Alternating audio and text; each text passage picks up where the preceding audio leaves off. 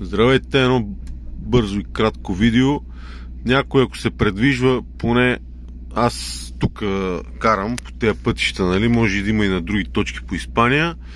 Има на 27, вече е 28, на 27 февруари, вторник, пак са започнали манифестации, протести в Испания и по пътя, който аз карам, който е А2 или А52, тук Сарагоса, Джейда, Барселона, имало е затваряне на магистралата.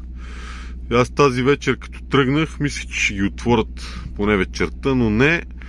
И ако движите тук между Фрага и Джейда, аз заобиколих, защото не пишеше откъде да миниме. Между другото, нямаше обход табели, или аз поне не видях. Та, ако идвате от Сарагоса или пък обратно от Барселона като мене, аз поне идвах през А5 двойката, дето идва от Тарагона. На 6-ти изход излязах тук на Джейда и после хванах ето този C12 посока Фликс. Той Фликс е по-надолу, но C12 посока Фликс, то на табелата ви излиза Фликс, аз затова го давам за пример.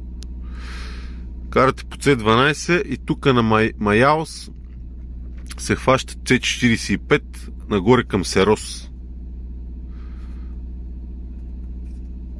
Просто правите един обход, половин час разлика примерно е, но нямаше откъде да са мини, така че аз дойдох тук от А5 двойката, минахме така и пак хванах А5 двойката. Защото тук на Фрага, Джейда и Тарега е била затворена на магистралата пътищата. Даже, доколкото знам, са били затворени А5 двойката, А двойката и Национала.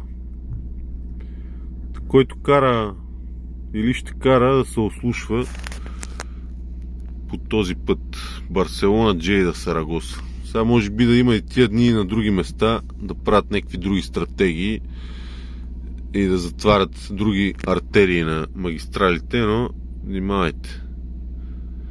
Чао от мен, това беше.